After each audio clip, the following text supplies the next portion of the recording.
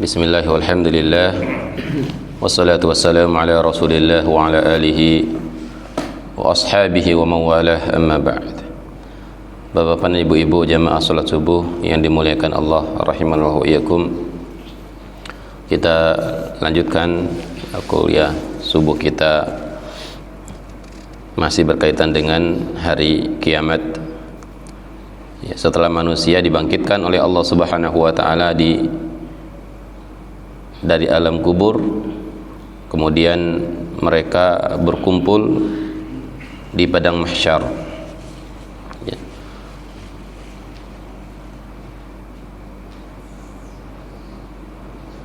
Maka banyak kejadian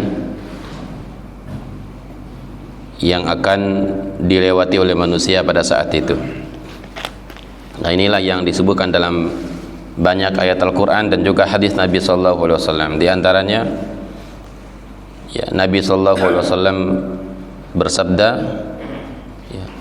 "Ma minkum min ahadin illa wa sayukallimuhu Allahu laisa bainahu wa bainallahi turjuman." Tidak ada seorang pun di antara kita, melainkan pasti akan diajak bicara oleh Allah Subhanahu wa taala, tanpa ada penerjemah antara dia dengan Allah.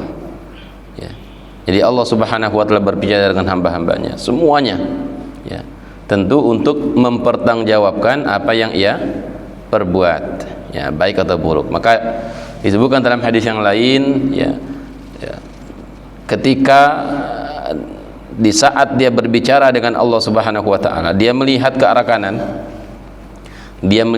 kanan, isapan lu baing belan, isapan lu baing na baing dengan. Nah, ternyata yang dia lihat adalah amal-amalnya dia yang dilakukan di dunia, yang dilakukan di dunia. Ketika melihat ke arah kiri, sama yang dilihat itu adalah apa-apa yang ia lakukan selama di dunia. Sedangkan di belakangnya itu terdapat neraka Jahannam. Maka Nabi SAW kemudian mengatakan, "Fattakun nara walau bisyiqqi tamratin." Maka jauhkanlah diri kalian dari api neraka meskipun dengan bersedekah menggunakan sebiji kurma atau separuh kurma. Ini saking pada saat itu yang kita andalkan itulah amal-amal kita, tidak ada yang lain.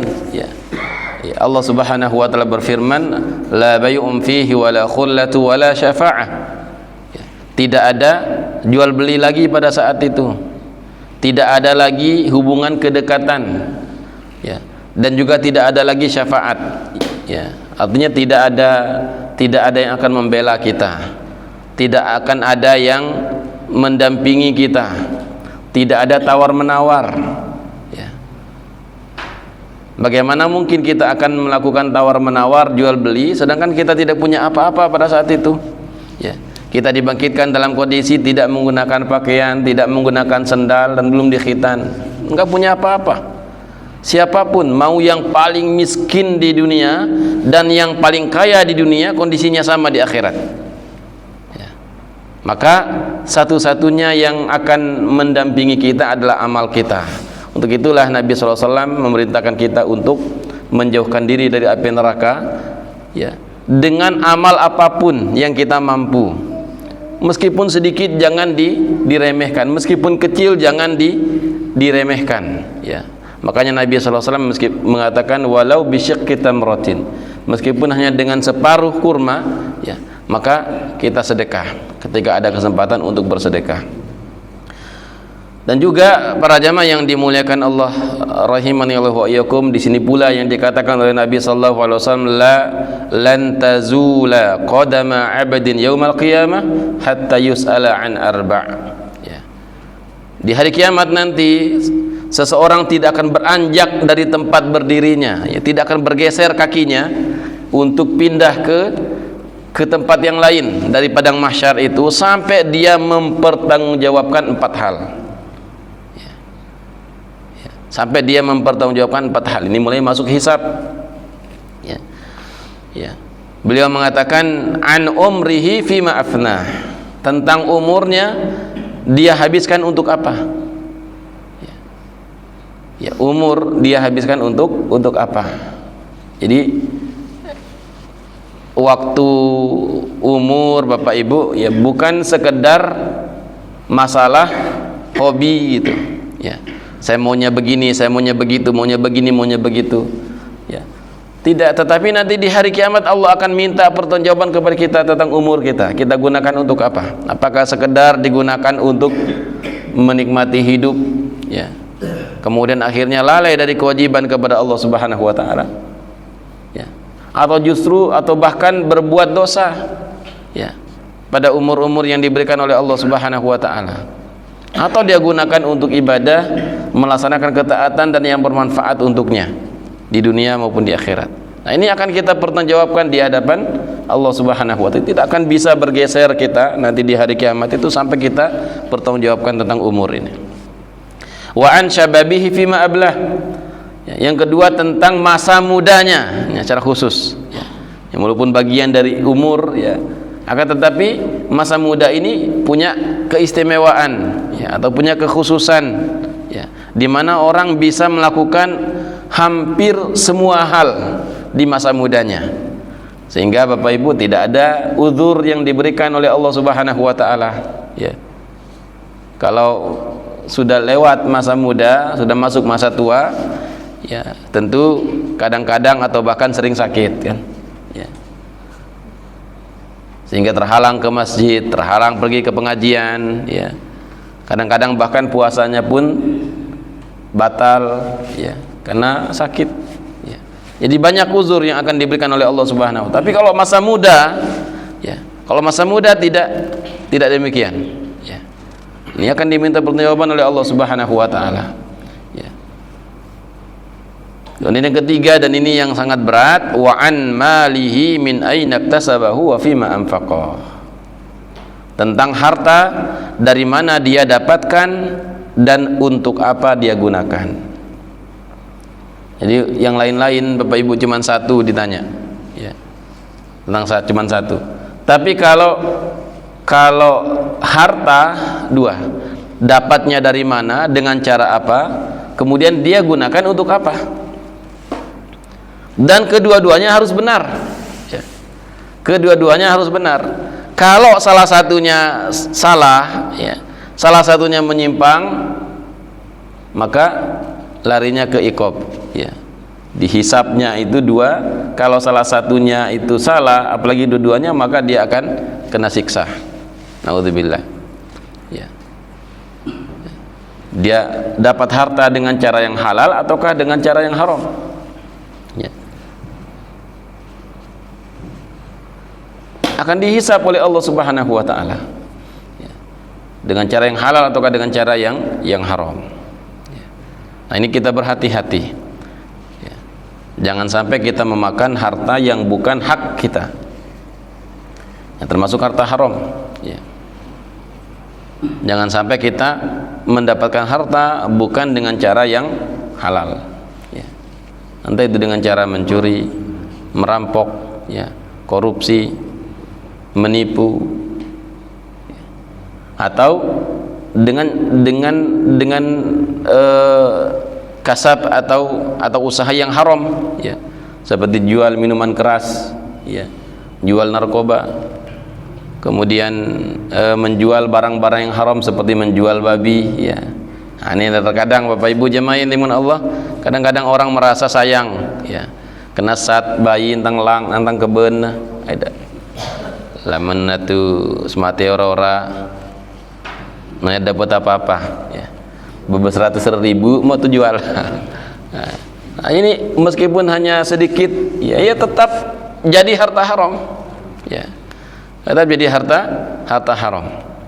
Dan untuk kita ketahui dan kita yakini bahwa yang namanya harta haram itu sedikit maupun banyak itu tidak berkah ya, sedikit ataupun banyak tidak berkah ya. Ya ibarat belangan bisa saja dengan yang kecil itu kita tersandung, tu kepangket ke batu ode, tu tempeler ke batu ode, ya, bukan dengan yang besar. Nah, sehingga kita jauhi, ya, kita jauhi dan kita yakini bahwa harta tersebut tidak akan diberkahi oleh Allah Subhanahu wa taala, dan kita yakini bahwasanya Allah Subhanahu wa taala akan memberikan yang lebih baik bagi kita kalau kita meninggalkannya karena Allah, ya. Kalau kita tinggalkan sesuatu yang haram karena Allah, maka Allah akan ganti dengan yang lebih baik, ya. Dan satu hal lagi Bapak Ibu jamaah yang kita yakini bahwasanya rezeki itu telah ditetapkan oleh Allah Subhanahu wa taala, ya. Ya. Ini konsep rezeki demikian, telah ditetapkan oleh Allah Subhanahu wa taala. Urusan kita mencari rezeki dengan giat, ya, kita kerahkan tenaga kita, waktu kita, perhatian kita, ya, untuk mencari rezeki itu sah-sah saja, meskipun nanti ada yang dikorbankan, ya. Begitu seseorang mencari rezeki dengan giat, waktunya diluangkan sangat banyak, tenaganya, pikirannya, tentu akan ada yang dikesampingkan, akan ada yang dikorbankan, akan ada yang dinomorduakan, ya. Kalau misalnya pas bersamaan dengan waktu pengajian, nggak bisa ikut pengajian, lagi cari rezeki. Kalau samaan dengan waktu sholat, nggak biasa ikut jamaah, ya. Jadi kalau seseorang melebihkan perhatiannya untuk mencari rezeki, sah-sah saja, yang penting halal, ya. Akan tetapi tetap, ya, Nabi SAW mengatakan bahwa rezeki itu telah ditetapkan oleh Allah Subhanahu wa taala, ya. Fa inna rizqallahi la yajurruhu hirsu harisin wa la yamna'uhu karahiyatu karih, atau karahatu karihin, ya. Rezeki yang Allah berikan itu tidak akan bisa ditarik, ya, tidak akan bisa ditarik oleh orang-orang yang ambisi, oleh orang-orang yang tamak, oleh orang-orang yang rakus, ya, dan tidak bisa dihalangi pula oleh orang-orang yang membenci, ya. Nah, ini yang intinya harus kita seimbangkan Bapak Ibu, ya. Kita seimbangkan dalam mencari rezeki ini, usaha dan keyakinan, ya. Antara usaha dan keyakinan tawakal kepada Allah Subhanahu wa taala. Jadi ketika usaha kita besar gitu, ya, bisa saja Allah Subhanahu wa taala memberikan rezeki yang banyak kepada kita. Tapi itu pun tidak melebihi takdir kita, ya. Ya. Tapi bukan berarti kemudian kita diperbolehkan bermalas-malasan. Ini hukumnya haram, ya. Terlebih bagi yang punya tanggungan keluarga, ya.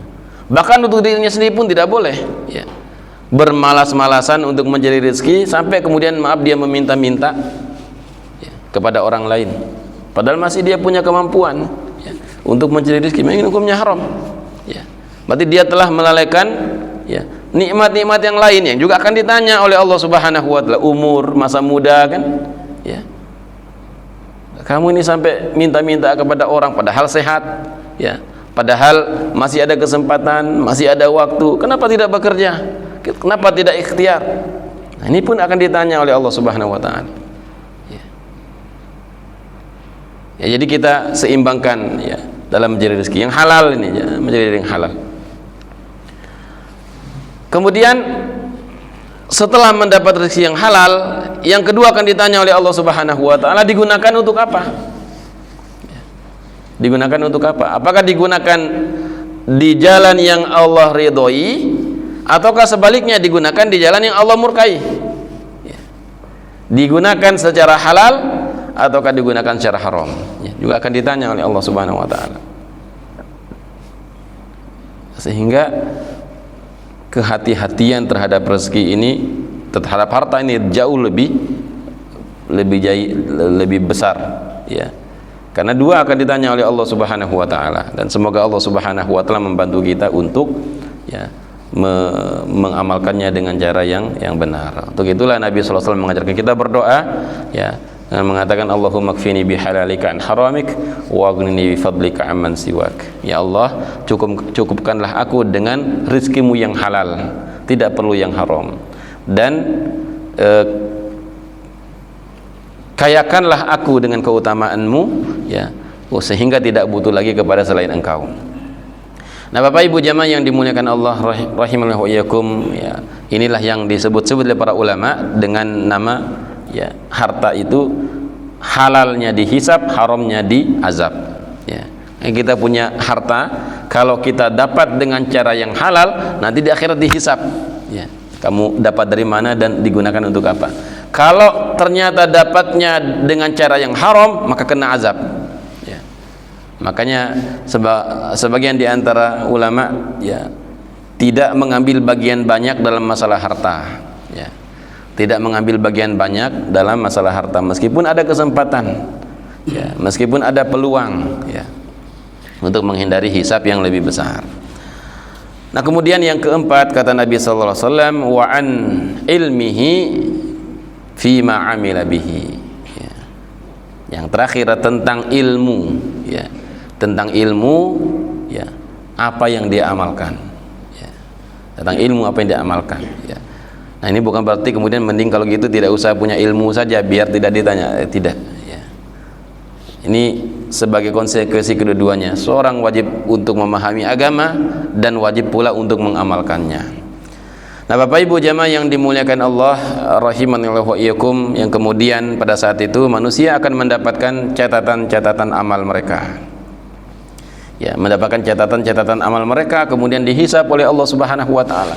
Dan catatan amal ini Bapak Ibu, ya, la yughadiru shaghiratan wala kabiratan illa ahsaha, ya, tidak meninggalkan sedikit pun dari amal yang kita lakukan, yang kecil maupun yang besar, semuanya tercatat, ya.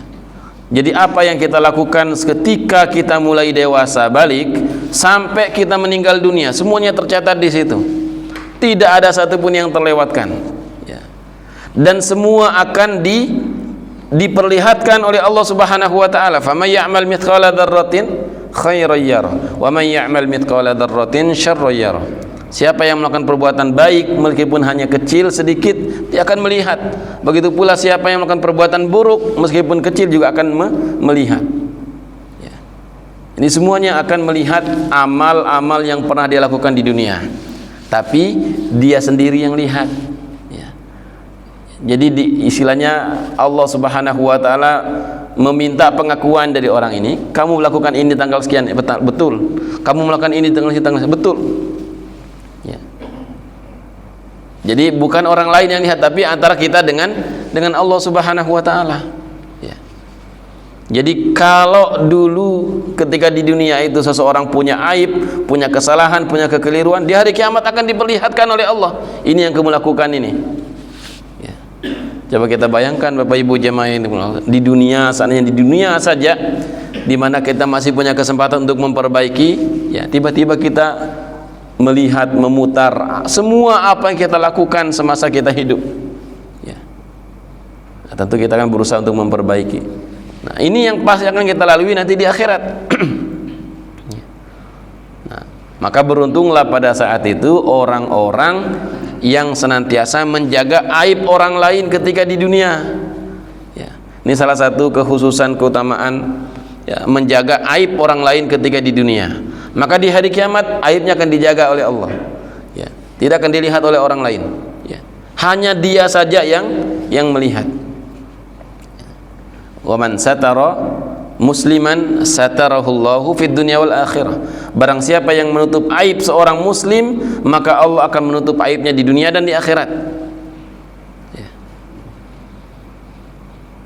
Jadi kalaupun seseorang berbuat kesalahan, berbuat dosa di dunia dan nanti di akhirat dia akan diperlihatkan oleh Allah Subhanahu wa taala, maka Allah tutup aib tersebut dari semua makhluk, ya. Allah tutup aib tersebut dari semua manusia, tidak ada yang melihat, tidak ada yang mengetahui, ya, hanya dia dengan Allah Subhanahu wa taala, ya. Tetapi sebaliknya, naudzubillah, kalau ada orang yang membuka aib orang lain di dunia, ya, maka bisa saja Allah membuka aibnya di dunia, terlebih lagi nanti akhirat, ya. Nah, ini yang harus kita perhatikan Bapak Ibu, ya. Nah, sehingga nanti di hari kiamat ketika hisab itu, bagi orang-orang yang sudah memohon ampun, ya, kemudian bertobat atas kesalahan dosa yang dia perbuat, maka diampuni ketika terpenuhi syarat-syarat taubat. Dan di hari kiamat itu hisabnya hanya sekedar untuk memperlihatkan dan pengakuan saja. Ya. Ya, jadi dia tidak akan menjadi pemberat timbangan keburukan. Ya. Nanti setelah hisab itu ada timbangan keburukan, ya, timbangan amal. Ya.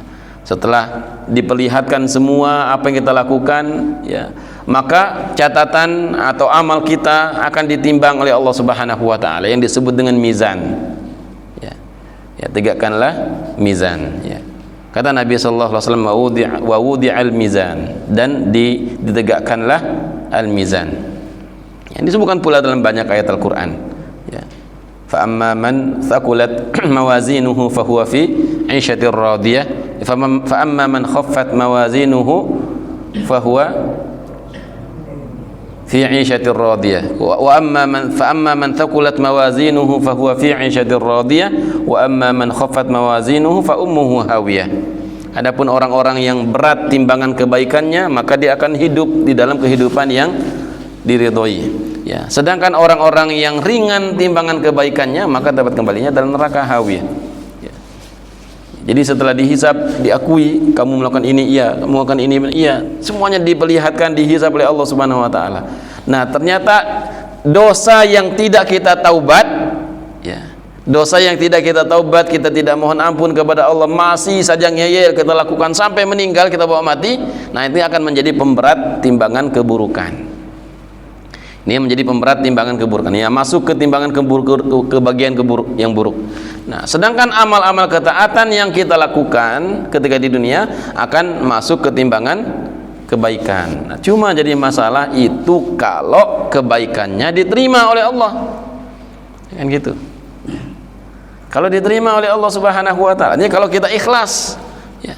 Kalau kita ikhlas beramal, ikhlas beribadah, ya, maka akan menjadi timbangan kebaikan. Kalau kita melaksanakannya sesuai dengan yang diajarkan oleh Nabi sallallahu alaihi wasallam. Tapi kalau ternyata mengamalkannya itu serampangan, sembarangan, tidak mau tahu yang pentingnya sekedar sholat ya sholat, puasa ya puasa, asal sholat, maka tentu, ya, bisa saja tidak akan dianggap sebagai kebaikan oleh Allah Subhanahu wa taala, ya.